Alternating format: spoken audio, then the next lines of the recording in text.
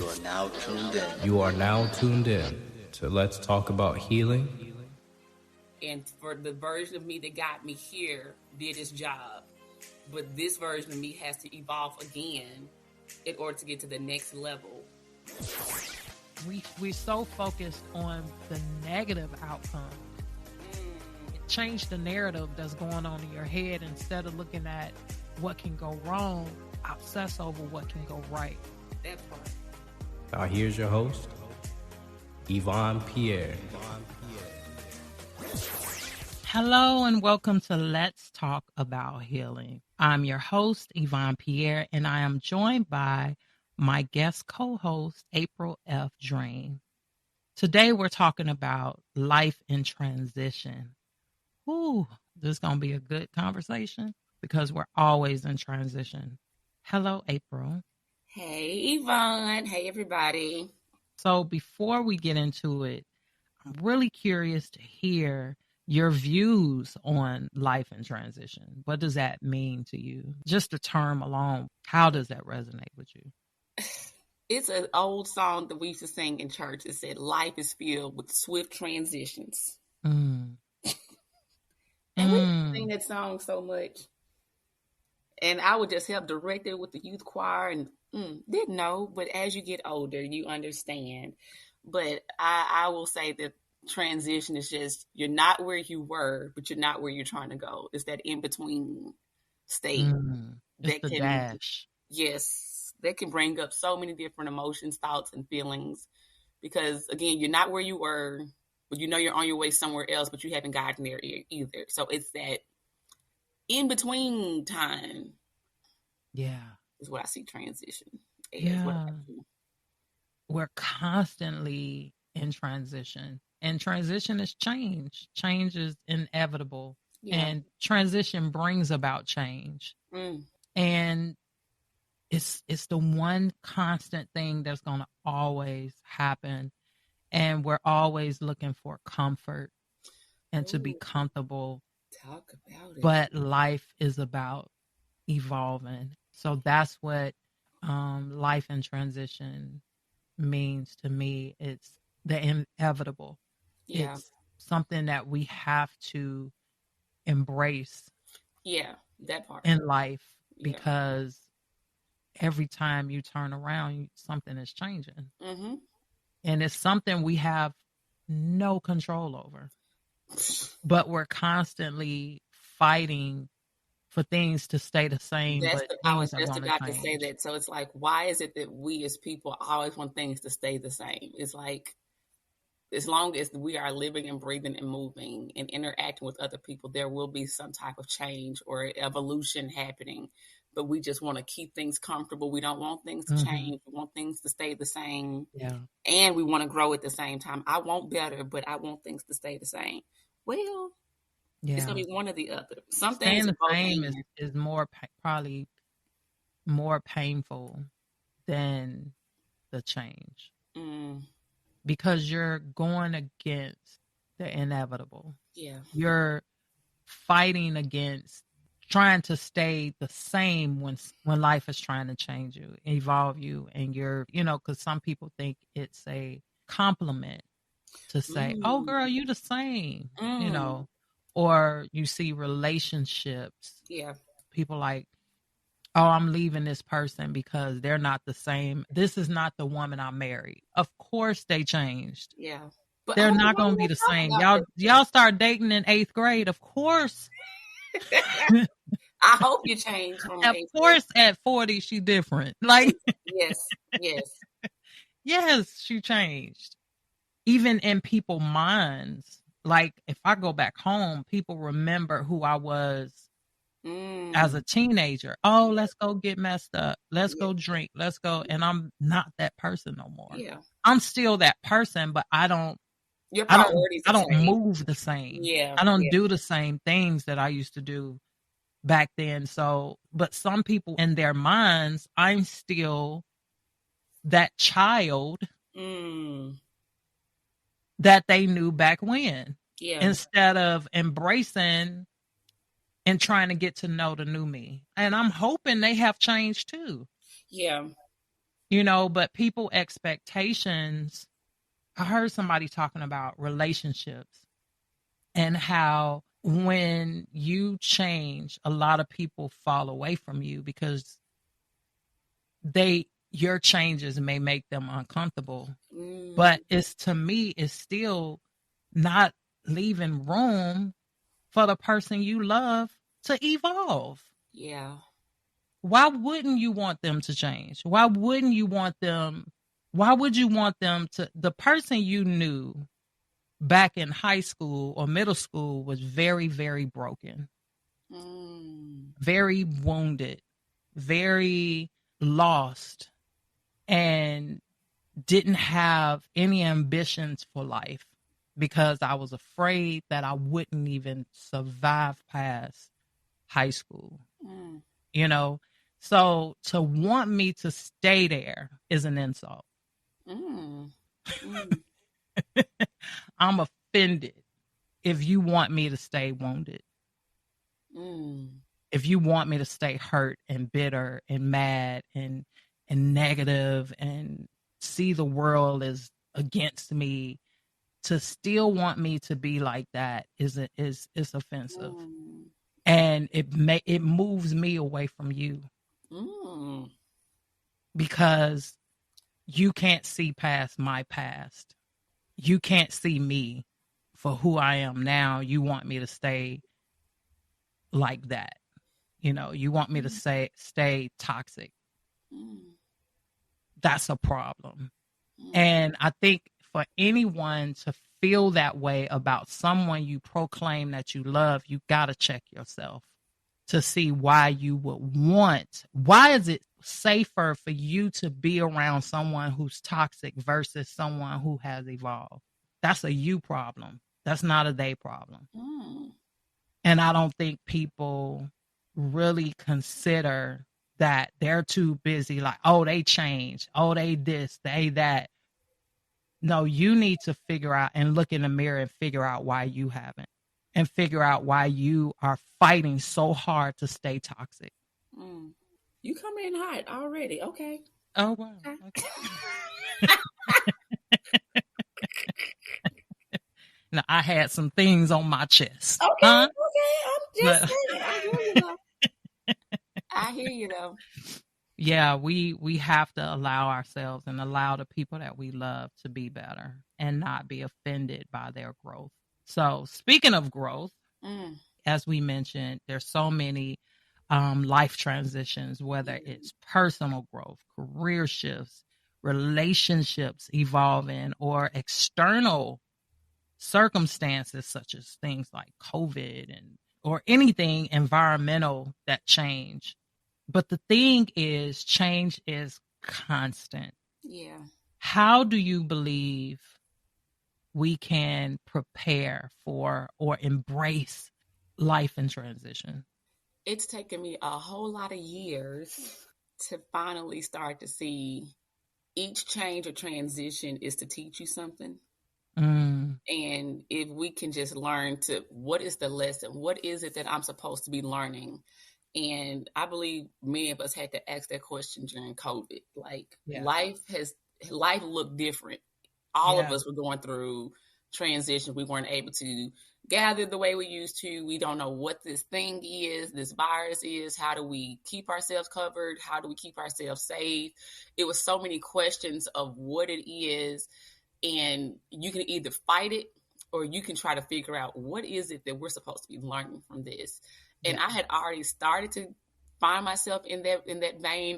And rather than me bucking it and trying to just say, let me just close my eyes and just maybe if I just close my ears and close my eyes and turn my back or just hum it away and I don't hear it, I don't see it. Maybe if I stop doing that and just look at this thing or see why is it that this opportunity is now changed. This position was, it was a little rocky, but I could deal with it. I know how they are. They know how I am. I understand, as you were mentioning earlier, dysfunction. It ain't functional. It's not healthy, but I know it.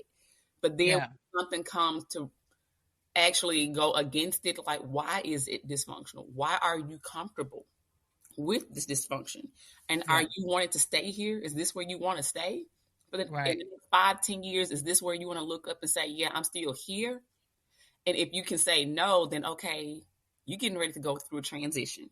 Because once you see it, once you acknowledge it, you can't unsee certain things. You can try to.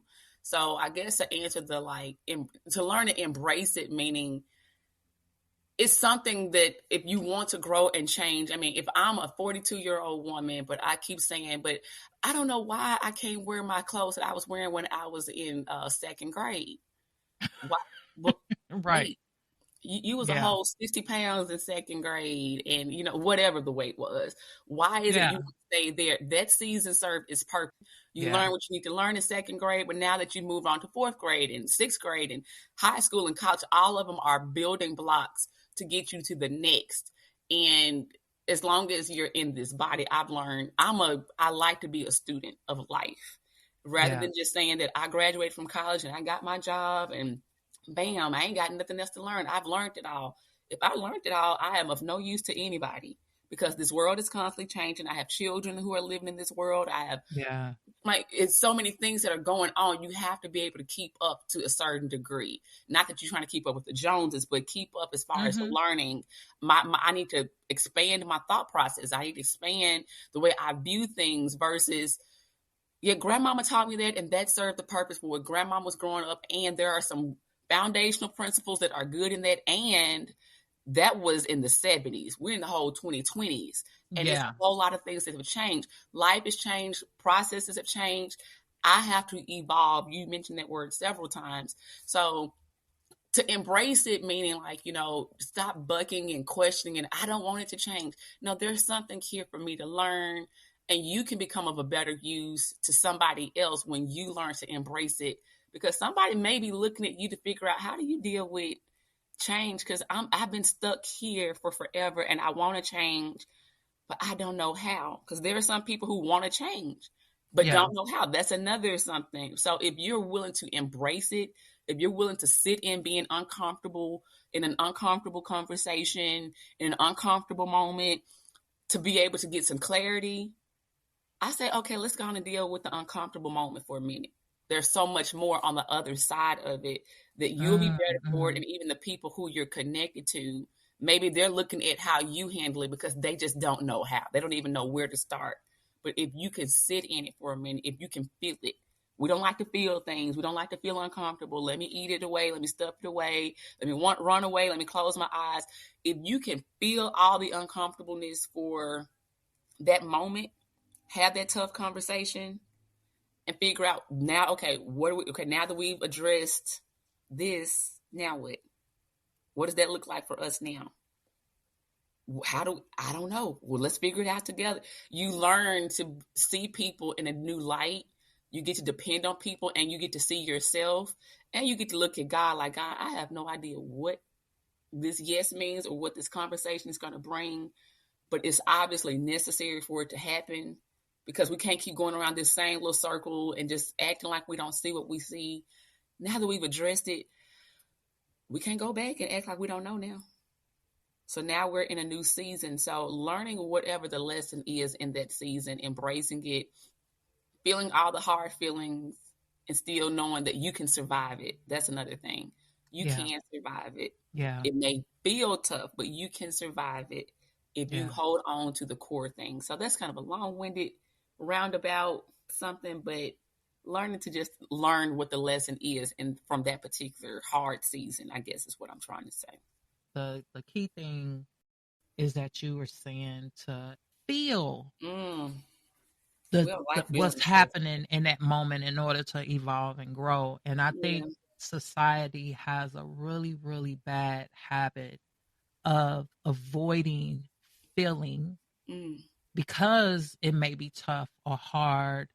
But I think a lot of people self-medicate instead of feeling it, so they don't get the reward. They don't get the lesson that they were supposed to learn in that because they self-medicated their way through it to avoid feeling what they needed to feel. And I think in order to really learn to embrace change, to really prepare for it, one is psychological. So you have to recognize and accept change is inevitable. Change is going to happen. Change, we are constantly evolving and growing. Just think about the phone. Like stuff that we remember from back in the day, our kids will look at us like, what are you talking about? What? How do you use a rotary phone? You was like born in the 1900s? That's the question my kids right. 1900s, yeah. My son asked me years ago, he was like, did they have color TV? Yep. Like, how old do you think I am? So, yes, we had color TV, some black and white TVs. But anyway, in order to embrace it, you have to first accept that it's going to happen. Yeah. Things can change in an instant, whether it's health, because some people say, I'm resilient because I go through it. If that's the case, if going through it is resilience, then everybody's resilient. Because everybody's going through it. Resilience is how you evolve. Come on. There you go. It's how you change. It's how you become out of that thing better. If you stay the same, you're not resilient. You just went through something. But you didn't grow through it and get the lessons you were to get because, again, some people self-medicate their way through it. Some people avoid or nap their way through it. I know somebody, anytime something happened, they go take a nap. It's funny, but yeah. Yeah. Like, I can't deal with that. Let me go take a nap. But and I'm like, when you wake up, that thing's still gonna be there. Yeah, but see, and it might be worse because you're avoiding it. Come on. When we were little, how our parents, you start throwing a temper tantrum. Look, you're tired. You need to go lay down. Go take a nap. I think some of us have held on to that as adults. Yeah. I'm having a temper tantrum. That's not a feeling, so let me take a nap. No, at some point you were supposed to learn how to deal with stuff that does so some of us have held on to certain habits, or your grandmama always told me, your stomach hurt, okay, go use the bathroom. So now you feel like every time your stomach hurt, okay, now maybe it was something you ate. Maybe go to the doctor. Maybe, yeah. So it's like some things that parents might have known when you were little, if they didn't help you to understand or find language. And I think that's going back and forth with what you're saying. If we don't learn how to have language as we get older to be able to communicate certain things, then people won't even know how to even interact with you when you're going through a transition. If you're going through a transition, but you don't even have the language because you haven't, like you said, you haven't felt it, you're just sleeping through it. Yeah. Now you need to learn some language. You need to figure out what this is. You need to have some time to be self-aware, or ask yourself some questions. And then as you find language to be able to let people know, so no, I can't eat. Mama, I know we used to eat red meat a lot, but now I've learned my stomach's always hurting because my body didn't properly digest red meat. I'm allergic. Yeah. I'm allergic. I went to a doctor and they told me. So sometimes we have to help people understand the transitions that we're going through when we're, as far as the question of how to prepare or embrace it, we have to sometimes take onus of it versus, well, my mom and my dad, when I was younger, this is what they always did. They said, if you was having a temper tantrum, go take a nap. If your stomach hurt, go use the bathroom. Okay. But now that I'm 35, 40, I can't keep sleeping and going to the bathroom and the situation ain't changed. Okay. I need to learn something about my own personal habits. I need to learn, let me go to a doctor. Let me find somebody who can help me figure out, why is it that your stomach hurt? Oh, I have anxiety. Oh, so it's not just a stomach thing. My body is responding. So it takes some time to learn. Yeah. I need to actually find language or look a little bit further into this versus just saying, well, this is just how I've always been. Whenever I got sick, my mama always gave me chicken noodle soup. But then I still stay sick. But then when she did this and did this, then I got better. Okay, so why don't you just do that versus going through well, this is what they always did. We have to learn, okay, sometimes we do have to let go of certain habits, let go of certain that don't apply in this season. Yeah. And build on it. Build on sometimes my grandmama gave me Robitussin because she didn't know what else to do. Mm-hmm. So because it don't heal everything. Mm-hmm. You can't just. Now, it does say, the Bible does say, lean not on your own understanding. Come on. However, okay. There, he gave you the ability to have knowledge and wisdom and growth for a reason. Mm-hmm. I can't just keep passing down Robitussin to my kids. Yeah. I know that that can be a solution for a cold. I have to also build on what I was taught. Yeah. And do better. Yeah. And realize, okay, what's wrong with my child? And maybe I need to take them to the doctor and not just throw a solution and I don't even know what the problem is. Yeah. You know, so just for clarity, you're saying exactly what I'm saying. Sometimes I don't want people to confuse. Oh, so you just throw away everything that you were taught as a child? No. Like our parents and grandparents did the best they could with what they knew for the season we were in. And as we grow and we learn, okay, it's like, okay, they did the best they could.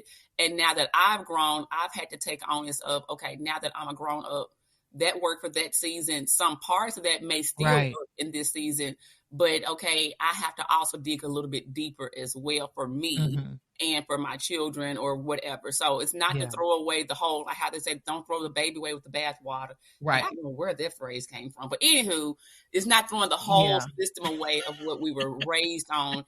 It's learning from it, and what doesn't apply just doesn't apply. I'm grateful for where it got me. And as you said, build on, okay, so Robitussin does work. It just does not work for everything. Right. It works for colds. Okay, so let me also find out what works for the other things. So it's just learning, because sometimes people just say, well, this is just the way I was taught. Okay, is that working? Right. No, but because you're not learning when you're only on autopilot. Oh, yeah. When you're on, just like I hear people say, well, that's what the pastor said. Well, pastor said this and pastor said that. And which is fine, but you got to build on that. And you got to have your relationship for yourself. You can't depend on the pastor's relationship with God. You have to have a relationship for yourself, and you have to have understanding for yourself. Yeah. Instead of saying that's their interpretation. You take different pastors going to have different interpretations. That's their interpretation. You got to get the understanding for yourself. So in any arena, whether it's spiritual or personal or home or whatever, you have to grow. And that's part of growth, growing past the Robitussin or the 3 6s. And building off of that and realizing my toe hurt, I don't need Robitussin. So, but just building from that and realizing that they did the best that they could. Yeah. Now let me take from that. Right. Learn from that and let me do the best that I can. But we have we're bombarded with information. They didn't have that. Oh, that's true. They didn't have that. They couldn't go to the internet and see what to do. They couldn't, they didn't have stuff at the palm of their hand. They had to literally go to the library and know what book to check out. It wasn't, and if you don't know what book to check out, you're lost unless you go to the librarian and say, okay, this is my issue. What books should I keep, and then they gave you like 10 different books that could possibly be the answer to your question. Right. So you really but we're in a time that things have transitioned, and we might have too much information, but we have a plethora of information for anything that you want to know, and not just Google. Now you have Chat GPT. Yes. To answer questions. Chat GPT, people need to get ready. with all that AI. And yes, you can do a whole thing with Chat GPT, but okay, I didn't mean to interrupt. Yeah. Yes. Mm-hmm. So no. So we just have to learn to adapt and process that things are going to change and that we got to feel it. Like I always say, when I'm going through something, I'll say, give me a minute. I need to feel what I need to feel instead of rushing myself. Because in the past, I used to be like, I don't want to feel this. Or I would self-medicate. Yeah. But now that I'm older and have learned that I have to feel it so I can get the lesson. And then in the process, and not just feel it and sit in a ball and rock, but feel it and say, okay, why am I feeling like this? Yeah. Why is this affecting me like this? And now what do I need to work on because of this? Because it may be something triggering me from the past. It may be something that I hadn't dealt with. That's why it's affecting me the way it is. You really have to get to the root of the why, but you can't get to that if you don't even accept that you're feeling a way about it and allow yourself to grow. I embrace it I look at it like, okay, what is God doing through me in this season? What is it that I'm supposed to learn from this? And I'm seeking. What am I supposed to learn from this? Because I want to grow. I want to evolve. I don't want to get to the end of my life and stand there and say, and God is like, I gave you all these things to build you and mold you and prepare you for what I had for you, but you avoided it. So you didn't fully develop into who I created you to be because you prematurely avoided the growth. And I'm not saying to waddle in it. You feel it, you embrace the change, you process it, and you adapt. Girl, I can stay there forever. But that's good. Has there been a time, April, where you intentionally dreaded a move or transition, but later saw benefits due to it happening? Yeah, I mean, there's always that initial dread when you see yourself at the doorstep of like, wait, if I put my foot through this door, okay, can I come back? And the one that I can, and it's a more recent one, up until 2019, my family, my husband and my kids, we all lived within 10 minutes or 10 miles of his parents, my parents, both sides of our families all lived within the Memphis, northern Mississippi area. And for the first 13 years of our marriage and our kids growing up, we were all within that close block of family, friends, church, school. Everybody knew everybody. Yeah. And he always had opportunity to move with his job, but I was always kind of like a little skeptical or hesitant because it was like, where are we going to go? Your job could take you literally anywhere within this country. And my first question always, who's going to help us with our kids? We don't know anybody outside of, like, we know people, but we don't have family outside of where we are. And in 2019, he had the opportunity, and we both agreed, like, okay, let's just see what God does. And within a couple of weeks of him making it known to his job that he was open for relocation, they offered him one job in the state of Washington. And I almost lost my mind. I'm like, wait, Washington? That's 24 hours away. And our daughter's in. So I was in all the why I can't work and no, that's too far. But then they offered him an opportunity in Arkansas, which was like less than 3 hours from our family. And so I was like, yeah, I can do Arkansas. And in my mind, I was like, yeah, we can do this. And my parents and his parents, they're like, y'all going way over there? Way over to Arkansas, 3 hours away? And I know some people, it's like, wait, what? 3 hours? That's nothing. But when you live that close to your family and your kids, their grandparents, both sets of grandparents are within 10 minutes of each other in either direction. And cousins, I'm like, all of that, when that's all they've known, it was kind of big for them. And I initially I thought I was prepared for the transition until I realized, notice I said 2019. We moved the end of 2019. A couple months later, COVID. Yeah. We did not see COVID coming when we accepted this move. And so that brought on the extra dread and the extra, like, initially I was excited, like, oh, this is cool. We get to try a new place. And okay, it's still 3 hours away, but we can do that. But when COVID hit, it was like, wait, we can't. Wait, hold up. Wait, now I have to, okay, I was telling our kids that, yeah, we still can go home and visit family and we can do all the things over the weekend. Now it's like, no, we have to stay buckled down in this new city, in this new neighborhood, in this new house, and we know no one. And we don't even know what this virus is doing. So no, we can't even trust these new neighbors that we just met. So initially that brought on a lot of dread, and I wish we hadn't, and what were we thinking? And we thought we were doing the right thing, but who saw COVID coming? Nobody did. Yeah.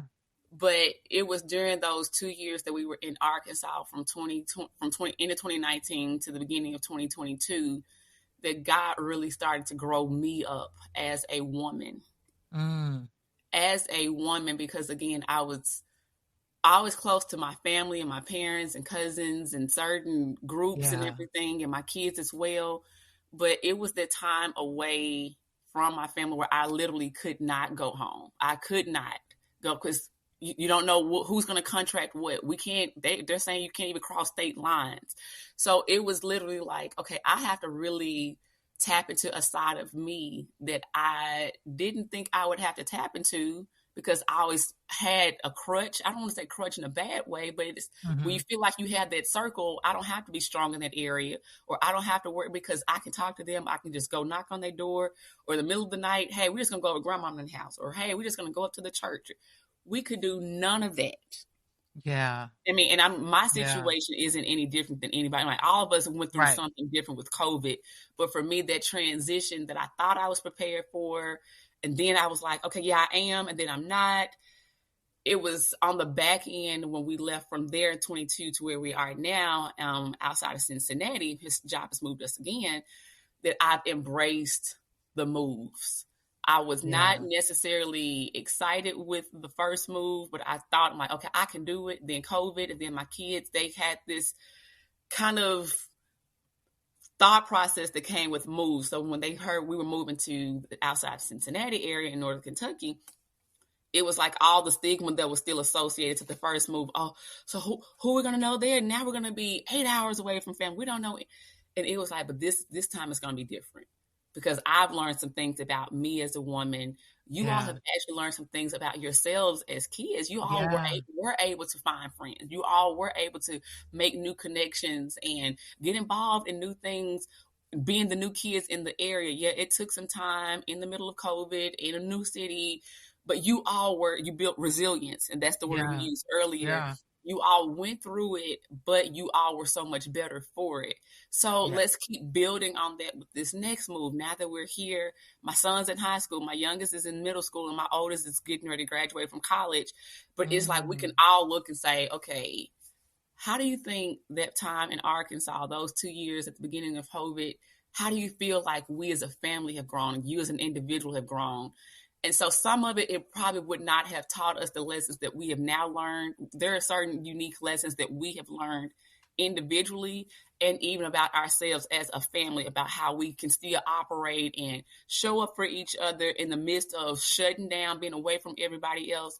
We had to rely on each other in new ways. So it taught me a lot about when you have to rely on something or someone bigger. I had to rely on God in a way I had never relied on God for my marriage, for my children, for my health. I had to rely on him in so many new ways because it was all new. Yeah. I had to learn my husband in a new way. The way he operated when we were in Arkansas with the move, us being away from family, the way I operated, we started to see each other in new ways. And so initially, yes, there was a lot of dread. Initially, there was a lot of doubt. But the transitions physically and location geographically also taught me some things internally that I'm still learning from and growing from, and I'm appreciative for. So yeah. And I know you can definitely tell me something about transitions because you're in Atlanta, right? Or in the Atlanta area. Yeah. Have you always been in Atlanta? No, I'm from Gary, Indiana. I moved here in the beginning of 98. And that was, that transition I was looking forward to. I wanted something new. I wanted something different. So I didn't really dread that move. I had my concerns because you have separation anxiety from your loved ones because they're going to be so many miles away and you can't get to them. And especially with my grandmother, she was older. But I'll say this. You were talking about the move and how you were close to family and your kids get to know new people and a new school and teachers. And the beauty in that is that when they get older, it has truly taught them to embrace change, which is going to be beneficial in their adult life because there are so many changes and they saw that they survived that, they'll survive, the changes in their life. And the reason why I wanted to point that out is because we moved a lot. Now, we was in the same city, but we moved a lot and I didn't want to change schools. I didn't want to change. So I went and stayed with my grandmother because I wanted to keep things the same, but I was still dealing with change. And that the benefit in that when I got older helped me as an adult embrace change and look forward to change. Now, I don't know if it's because of what they might have told me when things were changing, but as an adult, it was like, oh, I look forward to moving to Atlanta. Oh, wow. I look forward to things being different. I look forward to, I was sad to leave, but I was excited about what's to come. Yeah. And that taught me to embrace change. Now, the part of moving that I dread is the entire process of moving, having to change address, changing everything over to the new address, packing and then loading up and then unloading and then unpacking. And I'm like, oh my God, how many times am I going to see this one thing? Yep. Put it in the box, take it out the box. So that part of it I dread, but the benefit I see in moving and just when things happen, I get excited about the opportunities. And I don't know if I've taught myself to do that, but that's my mindset toward transition and change. And I've said before that one of my superpowers is adapting. Yeah. And so during COVID, we adapted pretty good. And plus, me and my husband both, and my sons, were all introverts. Really? Yes. Oh, so wow. I was okay. The thing was, earlier, before COVID, I homeschooled Zion. Oh, and my husband worked at home for 5 years before COVID. He was back working in an office, but we had so many years of being home. And plus I was already on isolation because of my health. So I didn't really go anywhere or do anything because I was recovering. Gotcha. So a lot of the things that with COVID, and the blessing I would say too with COVID was being in the class. I right before COVID, I said, man, I wish I could be a fly on the wall in this classroom so I could see what's going on. And when I saw, I said, oh, this is what they're not understanding about Zion. This is what the disconnect is with Zion. So I was able to pull the teacher to the side and say, hey, this is what's going on, as far as why he's having a challenge. I wouldn't have seen this And then I got to get to know the kids because I was there with him the whole time, because Zion is primarily nonverbal. So I had to communicate with the teachers on what he's trying to say. And then he's very soft spoken. So I had to communicate with them. So I couldn't leave him, and just let him be there. Cause then he didn't know how to, they would say, oh, check the email. He don't know how to check the email. So I would have to, you know what I'm saying? So I was in school too. So I would sit bring my stuff in there and I'll be doing my work while he's in class. So, but I was available in case they needed me, but it gave me an opportunity to meet his classmates. Cause when they would get up and dance, I would get up and dance too off camera. So I had fun. So, but to get to know the students and get to know the teachers and understand the perspectives of the teachers, and was like, okay, I get it. I see this, I see that.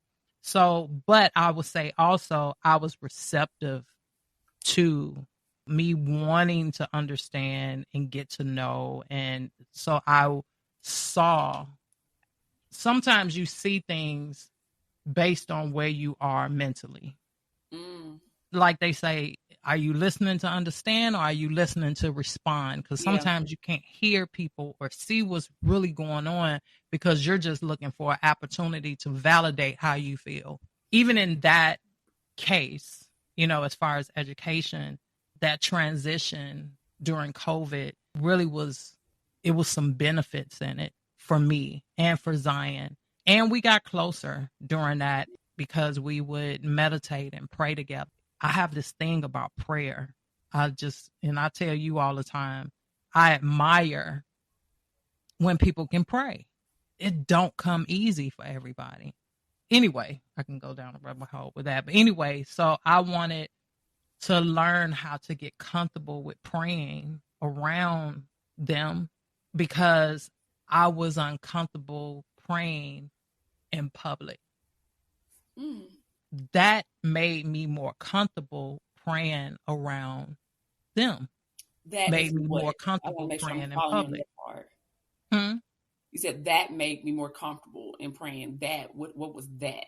That praying with my husband and kids. Gotcha. And sons. During the time of COVID, when you all were getting during the time with COVID, and it made me, because it was a challenge for me, I made it a goal.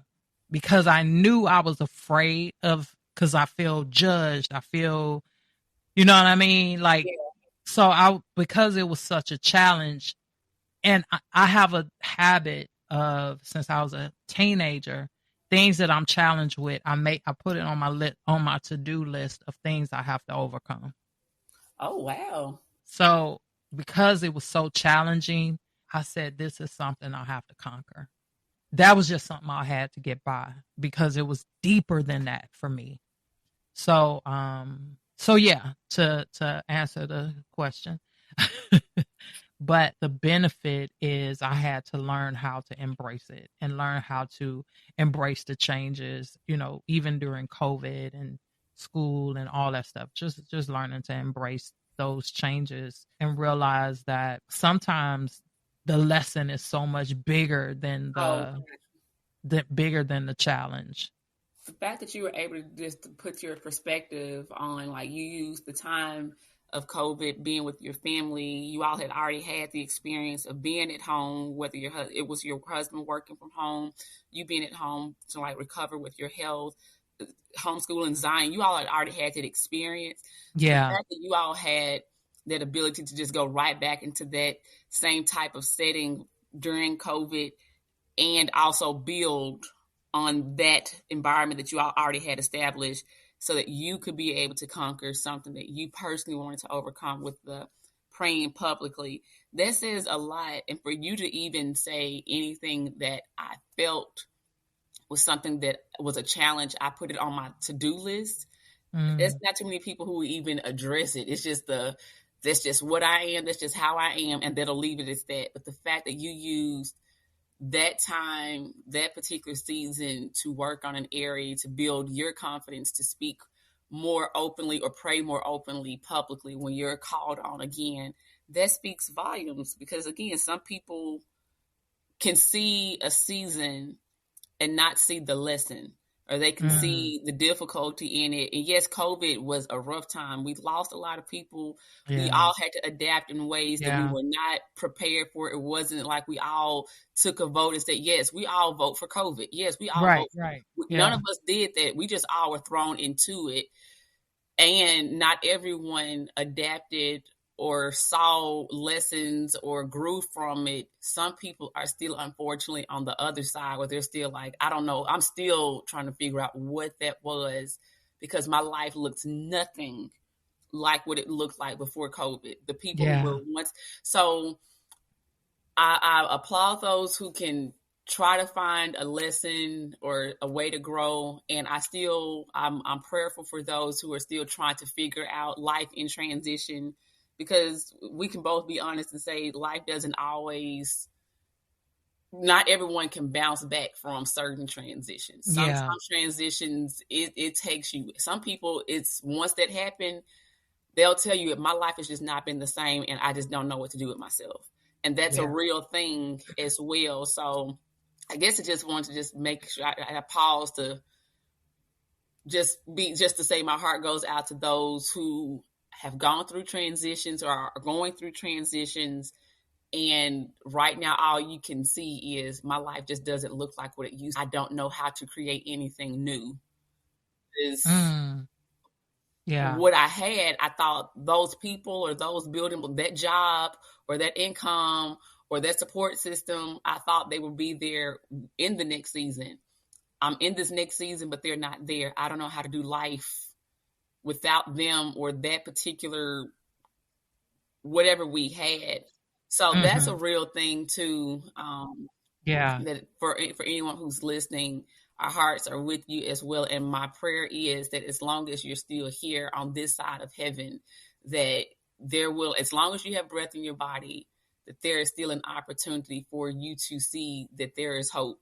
And that maybe it may not look like what you thought it would look like. It may not be with the people you thought it would be with. And you don't even know what version of yourself you need to tap into to be in this new season. But as long as you're here, that is an opportunity for you to be able to tap into something new. It's going to look scary. Yvonne and I both talked about experiences that we've gone through that I'm sure all of us out there can relate to. It is scary. Transition is not easy. It's not comfortable. If anything that you're having to let go of, because if you're letting go of one season to go to another, you're actually having to open like your hand. You can't hold on to it. You have to actually, it's like on the monkey bars, when we were younger, you're trying to swing. I'm like, you can just keep swinging it. You can just hold on to two monkey bars and let your feet just dangle, but you just swinging. To get to that next bar, you ain't gonna go nowhere, and eventually your weight don't right. So you have to keep swinging. You have to keep swinging, and yes, where you were, where my hand felt good on that first bar, but then when I moved to the next bar, wait, that means to get to the one after this, I have to let go, let my left hand drop and move forward. That's life, and it can look scary, and yes, you may have to staying where you are may feel safe. That's another word. Sometimes I just feel safe to just stay where I am. I don't want to go through a change. I don't want, at least I know this. I know this. I know what comes with it. I can predict it. It's predictable. I know I can, when this happens, this is said, and then that happens. But if I let go of this monkey bar to the next one, wait, what does that one feel like? What does that look like? Wait, I'm further away than where I was. What if I fall? Wait, it looks way higher up here than it looks to y'all down there. I'm the one swinging. It's all the questions, and it's all part of life. I wish that something that was said to me. And of course, like, it's not until you go through life. You don't know until you go, some things you don't know unless you go through it. But just that simple statement of life is really filled with swift transitions. Like I said, when we first started this recording, in that song, life is filled with swift transitions. And towards the end of it says, build your hopes on things eternal. And then the last part it says, hold to God's unchanging hand. I'm not trying to convert anybody, but the way I grew up, it was just saying we need to hold on to something that's never changing. Life is always changing. So my faith is something that I have to hold on to, people change. That's a scary thing. You don't know who's going to be with you this day, who may be with you next. So you have to have something to ground you, something that's bigger than you, that you can build your faith on, that you can look beyond just where you are. So again, to come back to what you did, the fact that you were able to see something that was a challenge in regards to praying publicly, but you saw that season of being at home with your family, y'all could have just simply been in other rooms. But no, you use opportunity, like we came together, and I used it as practicing time to pray. And I'm assuming you feel a little bit more comfortable now praying publicly. I do. And I had to embrace that. But to get back to what we were saying, I think that even people that are struggling with accepting, things look different now that they went through a transition. My hope for them is that if they're struggling, sometimes you just can't lean on your own understanding, and you have to seek counsel, whether it's in a church, whether it's free, whether it's looking the information up to see what to do next. But you can't just idle, because idle is the devil's playground, as they say. And you sitting on idle and saying, I don't know what to do. And I think sometimes the blessing in being still, though, is to figure out who you are. Yes. And that transition is trying to get you to somewhere that you may not see yet, but you need to use that time and that opportunity. The fact that you're in that space mean that it's something more for you, but you have to be receptive to it. You have to, he said, to ask and to seek and to knock. He didn't say sit there and I give it to you. Come on. You ain't it. You have to. You ain't it. Mm-hmm. You have to seek. You have to knock on doors. You have to, and ask the questions. Ask God, what is it? What the next move is. One of the things, and I'll say this and we can move on, but one of the things that was so strong for me about learning how to pray is I wanted to learn how to talk to God. Okay.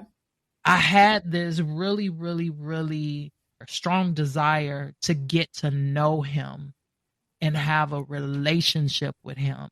And part of the relationship is communication. We would talk growing up, our Father was John and Head. But I'm like, I don't want to just recite what I was taught. I really want to learn how to communicate and get to know my Father. I want a relationship. How do I get a relationship? Is to understand him more and to understand how to communicate and not just communicate with him, but how do I be still so he can talk to me? So, relationship is not one-sided. It's not just receiving, but it's also giving. Like, how do I give to God? And part of giving is your purpose. Okay, I'm veering off. So I'm following you though.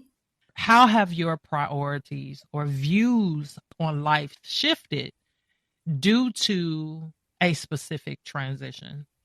Well, just continuing in the vein of what we're talking about with the physical move or geographical move that my family's gone through the past couple of years, I've learned to protect my peace more, my relationship with God. You're already talking about that as well. And it's not really to even sound cliche with saying protecting my relationship with God. But when I realized that I was leaning and looking to people to fill voids that really God was really on to fill, and he literally had to move me away. So while, yes, my family moved because of my husband's job, I really saw, and I can see in like how they say hindsight is 20/20. I can really see now, 4 years, almost 5 years now since we've initially moved as a family, I can see how God was trying to move me to where I depended on him more, because there are some things, and I love my family, and I know they love me, and church, all of that. I have so many different family groups and groups of support that I've gained over the years. And there are certain things that God wants no one else to get the credit for but him. And sometimes you can be so loyal and so tied to your support system and this is my family, and I just can't leave my family. I just can't. And then what if? And there are things that God's wanted to do in your life, in my life, in our lives. But because we're so loyal to the point that it's like, okay, you're so loyal to the point that whatever blessing that you get, some kind of way, somebody else is going to get credit for it, or they're going to get the glory for it. Glory that they're not even supposed to get. We're not meant to get glory. Only God is supposed to get glory. So sometimes he had to, not sometimes he had, I see that move or these past few moves as being God showing me, I need you to make sure that my relationship with you is not in the same category or even on the same level as everyone else. Don't put me on the same level as them. So I've learned to reverence God in a way that's different. And I don't mean it to sound more holier than thou. No, it's not even that. It's like a real thing of knowing there are things that we went through transitions wise as a family, as a husband and wife, as mother and son, mother and daughter. All of my relationships changed in ways that I literally did not have a book for it. I didn't know who I could call to say, hey, when you went through, because I didn't know my specific situation was unique to me. All of us go through certain unique situations that, we can call on some people because they went through something similar, but they didn't have all of the exact same circumstances that you have in your particular. And so it's in those moments where it's like, God, what is it you want me to do with this? What is it that I'm supposed to do? How am I supposed to be a good wife to my husband in this season while he's traveling in the middle of COVID and we're in a new city and I'm trying to do virtual parenting or virtual teaching for my kids and it's so many things. I just don't know what version of me I'm to be. And I really had to rely on God in a way that I hadn't relied on him. I don't think that heavy before, except for when I first became a mother. When I was a teenage mother, like in my 19, 20 age, I learned to lean on God in a way that I never knew I would have to lean on him, but I appreciated him for it. And I can say the same about these last 4 or 5 years of being away from my core group, my core family and church groups and all the things. I've had to rely on God in a new way. So I protect my relationship with God, my time with God, my quiet time with God, and even my husband, my kids, I let them know sometimes, kind of like what you say, like if you don't know what to say in the moment, it's like, give me a moment to feel. For me, it's give me a minute because I'm moving in ways and I feel a certain level of responsibility as a wife, as a mother, as a woman. And I know that he's doing something because I feel like I'm in another season of transition personally, and I don't take it lightly. So my time with God, I really want to hear from him. And I want to protect my peace as well as my health. Those are my relationship with God, my peace, my health, and my close relationships are my top priorities in this particular season of my life. Because I feel like, kind of like we keep referencing scripture, to whom much is given, much is required. God has given me opportunities, given me experiences that could very well help somebody else. But I have to feel all that I'm feeling. I have to be real with all I'm feeling, because someone may ask me one day, how did it feel when X, Y, and Z happened? When you had a daughter in college, but you in another city, and you had 2 kids in COVID in a new city, and your husband was traveling and you didn't have anybody to call on. What does that feel like? I want to be able to say what I felt versus because some of it is head knowledge, is I thought my way through, but I had to feel things. I had to pray about things. I had to sit in some things longer than I wanted to. And some stuff didn't change overnight. But when I came out of it and I saw the lessons from it, and I can look back and say, God, that was nobody but you. God, there was nobody but you, because I don't even know how I thought of that, but only you could have thought of that for me or given me that strategy. So I protect my relationship with him. I protect my peace.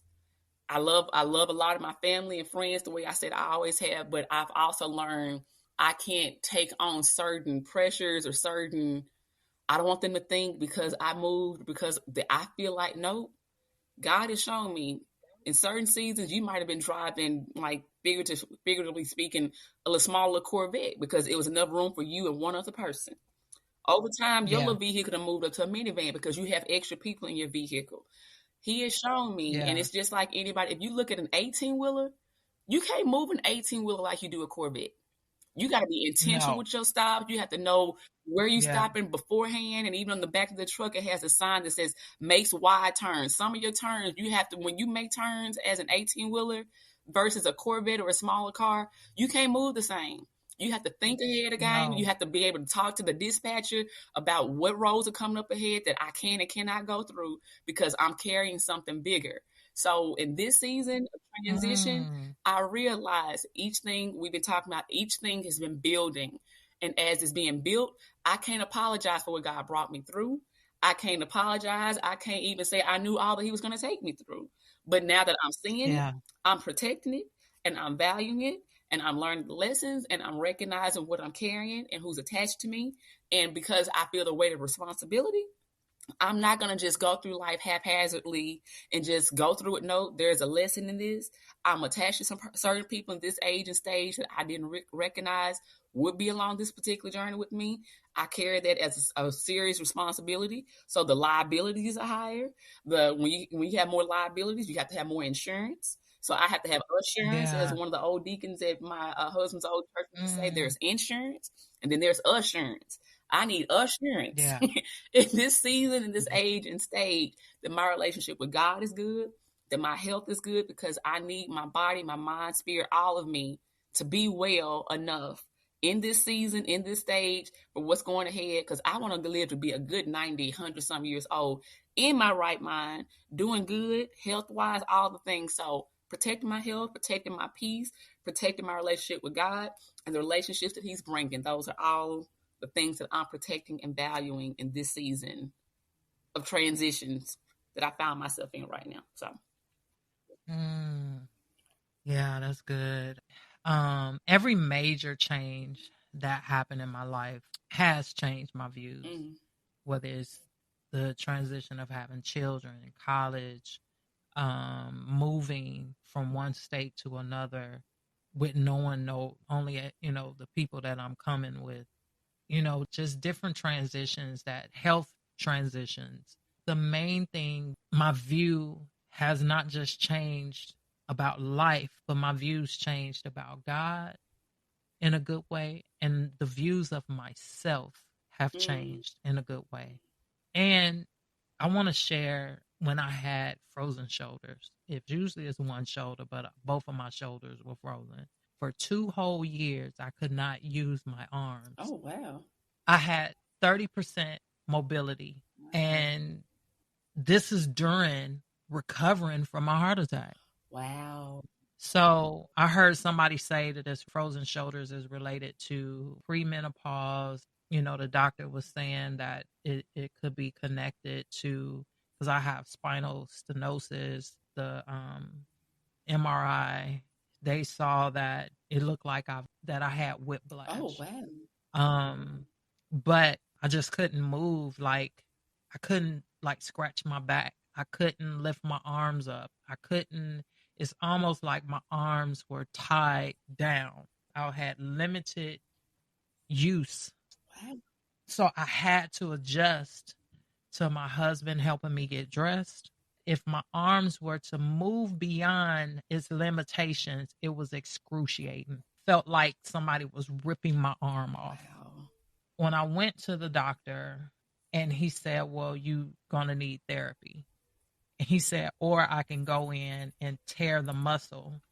So I said, okay, I'll go through the therapy. And he said, I suggest you take pain pills before you go, because it's going to be painful. It's because they have to force my arms to lift. Yeesh. But they don't force it all the way. It's a little bit at a time to help my range of motion to increase. But it took 2 years to get back to 100%, not even 100%, to get to 90% range of motion. Just basic stuff that you take for granted.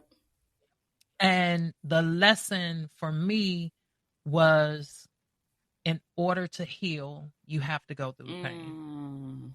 That'll preach. Yeah. I couldn't get to the other side of being able to use my limbs without the pain. You can't avoid the pain. The pain is them tearing the muscle. Your muscle is locked, frozen. And in order to move, and you're going through a thawing season. Oh. And the thawing season is more painful than the frozen season. Wow. Because this is where your emotion is trying to come back, but it's excruciating. But the life lesson that I learned from that, the view that it gave me was, if I want to heal from something, I have to face the pain that's going to come from dealing with this. You can't avoid it. Even though I did take pain pills before I went, it was still painful. The therapist can feel how far your arm can go without you telling them, because it's restricted. And she'll say, "You okay?" I was like, "Just do what you need to do." Don't worry about me. Just do what you need to do, because I know I have to go through this pain. I know I have to go through this pain in order to be able to use my arms again. And the feeling of, once my arms were completely thawed out, to be able to lift my arms after 2 years of not being able to use them, I was literally in tears, like, I can lift my arms. Wow. But my arms were so weak. My arms are still weak. I'm still trying to get my arms stronger because they were restricted for 2 years. So the lesson in that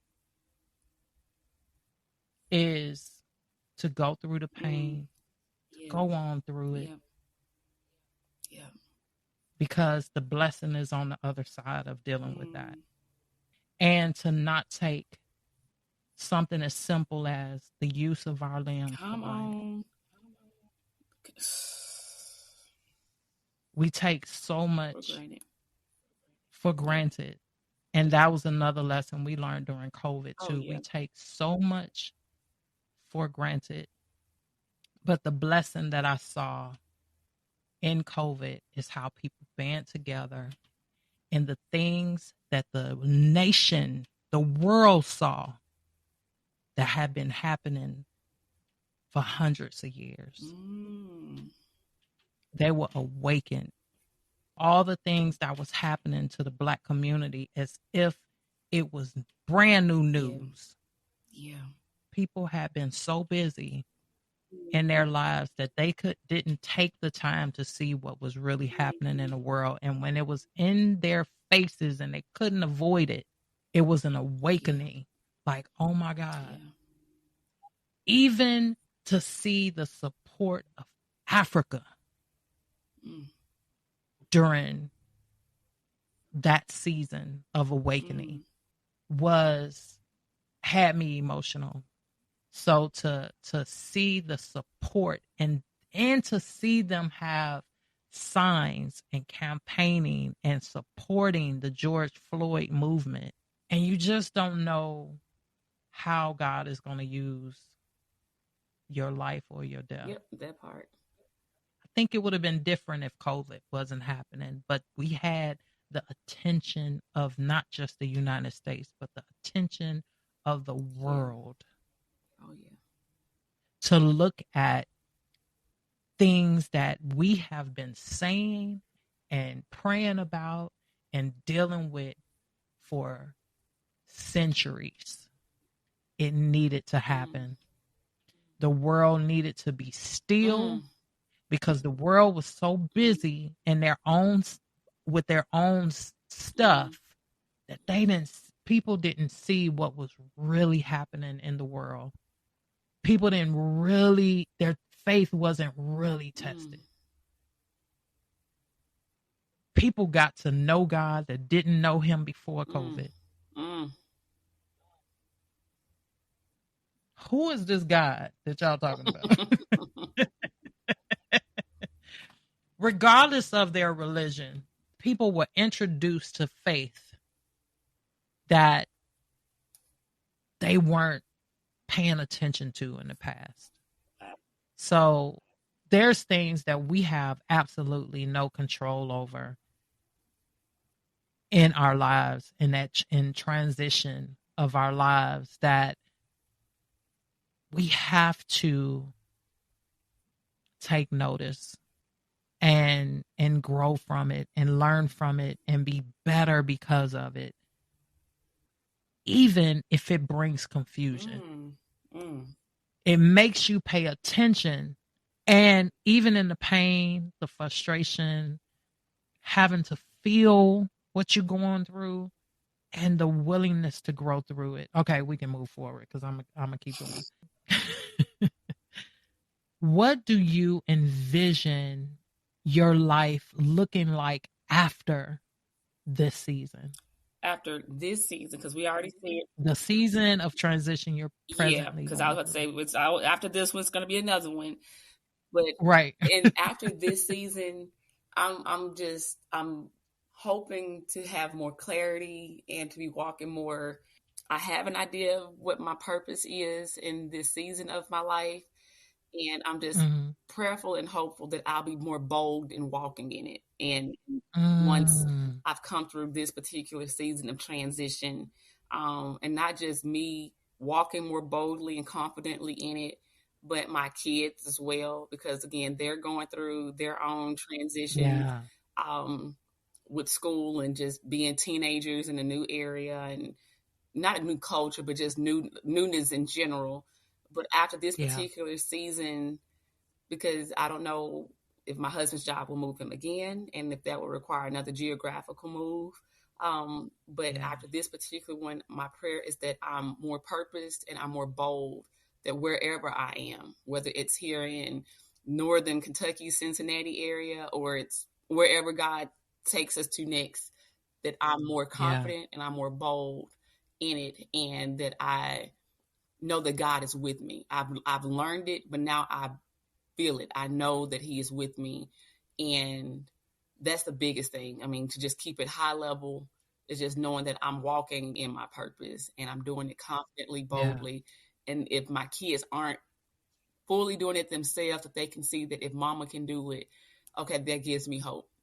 So me hopefully being a light to my kids or anyone else who God's connecting me with, that whatever season you're in, hey, I don't have it all together and I'm not any way better than anybody else. I've just learned to embrace it. And I want you to be able to embrace it as well. So I guess to answer your question again, high level is me being more bold and confident and walking in my purpose and being a light to those who God's connected me to, or he puts me in the path of, to show them that they can do the same. That's very good. Very good. I hope the same for my kids too, that they are able to learn from how I navigate through my transition. And I think that has been the motivation behind how I move and deal with stuff, knowing that they're watching. And letting them see me be vulnerable, and being open about the discomfort in it and all that, because I don't want to deceive them either, to think that it's, oh, mama's just moving. You know, mama just, she go on through it. She resilient. No, I'm scared. There's always I'm scared, but, or I'm concerned about this, but them to see my faith despite my fear. And one of the things that I love, that we have no idea what the other person is going to say, but I was sitting here smiling when you were saying what what it looks like, your future looks like for you, because I didn't write all that down, but I did say one word, well, 2 words, living fearlessly. I want to live fearlessly after this season, because, you know, I would walk through stuff, but a lot of my decisions were fear-based. So I would do it, but I would do it small. I used this example a while back. It's like flying a plane. I would get in the plane and I would be the pilot and fly the plane, but I would only go to a certain altitude because I was too afraid. And I'm using this as an example just for those like, oh, she can fly a plane. No.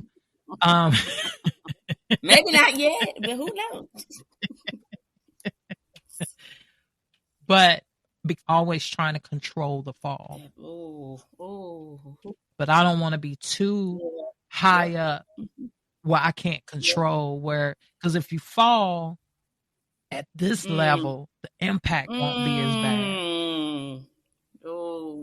So out of fear of being at a certain altitude and falling, I would only allow myself to levitate a little bit above the ground, but not go too high.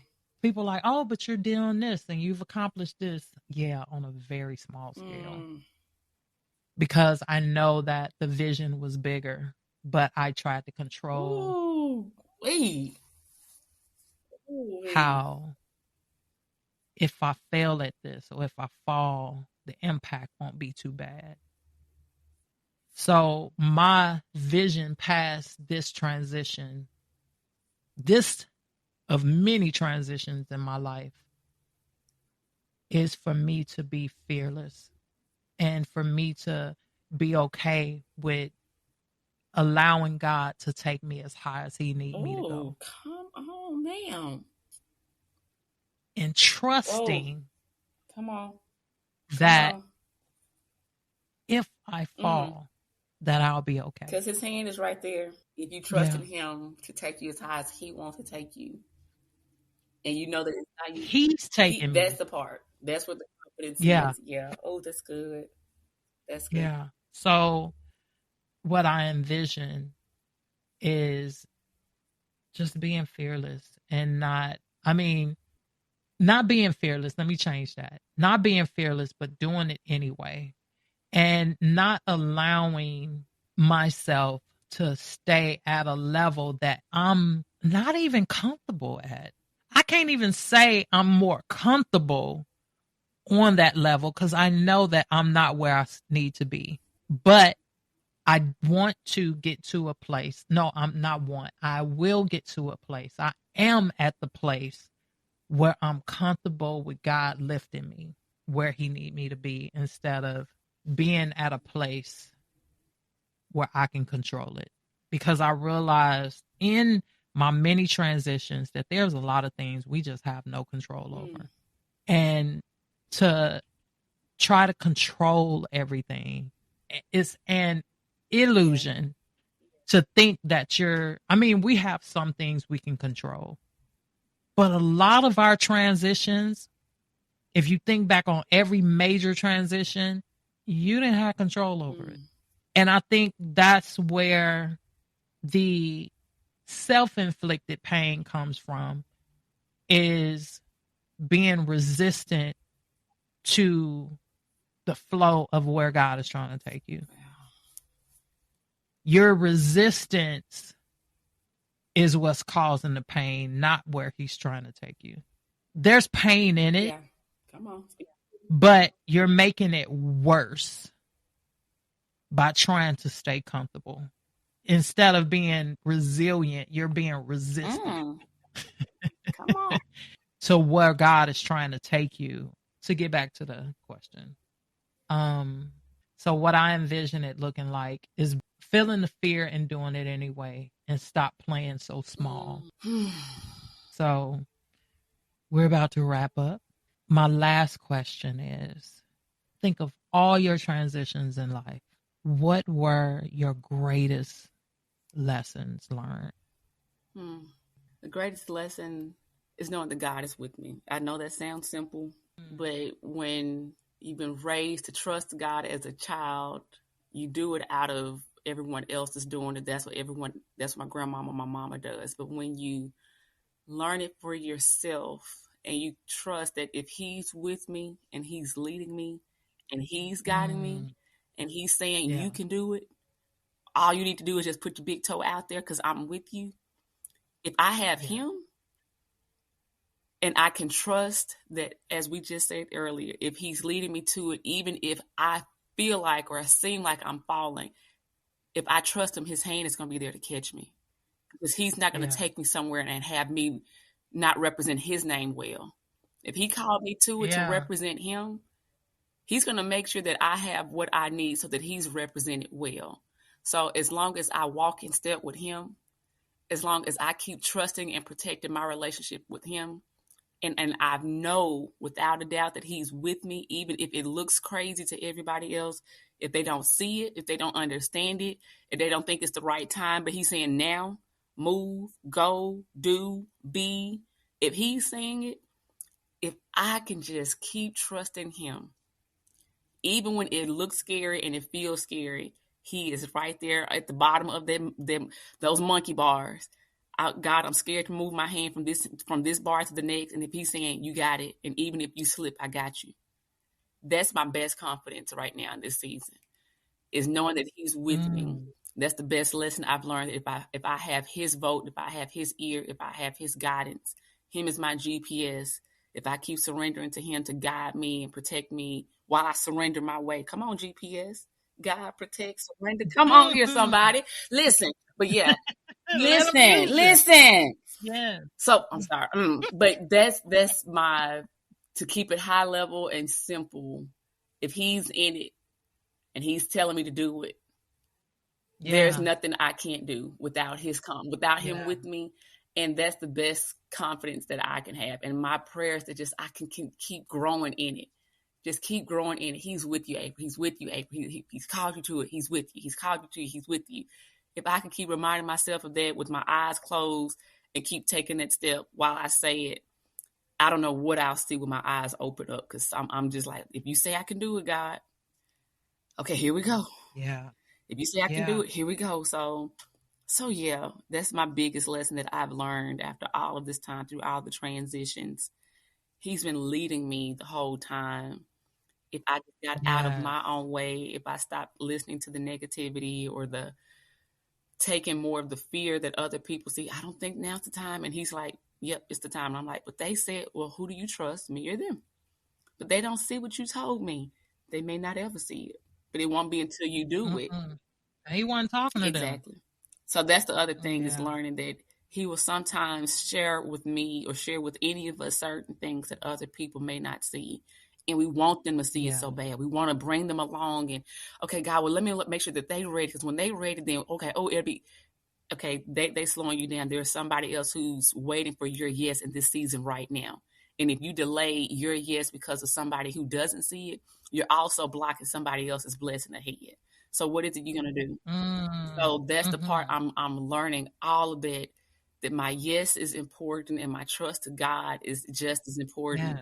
So I have to be in tune with him. And as long as he's telling me to go forward, scared and all, whether they see it or agree with it, like it or whatever, if he says go, that's what I do. And I'm having to learn to be more confident and bold in it in this season. So yeah. Wow, that was really good. It's a song. When I was in the hospital,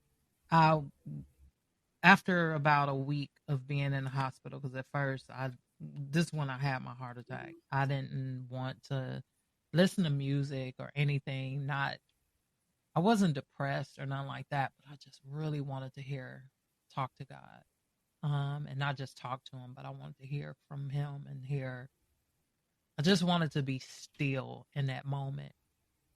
And so when I got out of ICU 8 days later, when I was in a regular room, a certain songs that you want to hear or that come to you was Tasha Cobb, Leonard's song, You know my name. Oh, yeah. I can't sing. Yeah. But those words resonated with me so strong that he knows my name. Yeah. No fire can burn Come on. me. No matter what I'm going through, he knows me and he's in control. Yeah. One of the greatest lessons was to trust God and to know that he knows my name. He knows my needs. He knows what I'm going through, and trusting that I'm going to get through this, and being open to, okay, what do I need to do? How do I recover? What do I eat? What do I not eat? You know, and going through the process of cardiac rehab and learning, and the lessons that I learned during that transition of being still, it made me look at myself, getting to know who I am on a different level, because I had been so busy, and the desire of wanting to build memories with my kids and my husband, because up until that point we would do stuff, but it was really, really the thing that I kept thinking about. If I was to die today, what memories have I left them with? So it has become a mission to build memories with them. And of course, we did the skydiving and recently, and we went horseback riding, and all this. It's been a mission to invest in memories. Because sometimes, you know, before then I was like, oh, we don't really have the money to do this. Oh, we don't really have the money to do that. And I'm like, no, this is an investment. You treat investments a little different. Come on, investment. This is an investment into depositing memories into my kids, so they can look back and say, oh man, my first time doing that was with my mom. My first time, I remember when we did this. I remember when we did that. Because up until then, they remembered me always working. Wow, yeah. Always busy, always working. Now, I took time with them. You know, I would work with Zion on reading and stuff like that, but we weren't really building memories. We would go to the movies, but I was like, no, what is it that, so I was like, what is it that you always wanted to do? Let's do it. I asked, you know, all of them, what is it that you wanted to do? Travel? Okay, let's travel. Let's find the time and the money to do the things, because we can't get this time back. Wow, come on, perspective. So the greatest lessons was to love and to live on purpose. Yeah. No matter what transition we going through, we have to realize that people who love you want to see you grow. But you have to also take into account where they are. You know, because some people, it's not that they don't want to see you grow. It's because they're afraid of growing. Some people project their fears on you, but grow anyway. Come on, grow anyway. Don't be stagnant because other people are uncomfortable with your growth. You have to grow anyway. And sometimes that may give them permission to grow too. So before we go, is there anything you want to leave? Because I think I've said everything I need to say. Yeah, no, I mean, this was good. I think we covered a lot. Just know everything is all working together, and to learn the lesson at each stage. But all of it's working together. Don't throw it all away. Don't say this was just a dumb moment. This was just, there's a lesson there, and it can work for your good if you change your perspective. And yeah, here we grow. Grow anyway. I like that. Here we grow. Here we grow. Yeah. And even in relationships, all types of transition is necessary. So yeah. So April, thank you so much, ma'am. This was another great conversation. Another one. I love it. Thank you so much. I sincerely appreciate you taking the time to tune in and sit with us as we have these conversations, and let us know how you're enjoying these episodes. To get in touch with either one of us, our contact information is in the description of this episode. I hope you find each episode to be valuable. Remember, investing in your intentional healing and growth is a gift to yourself. Until next time, be blessed. Thank you for tuning in to Let's Talk About Healing with Yvonne Pierre. We hope you enjoyed the show. Be sure to subscribe, like, and share.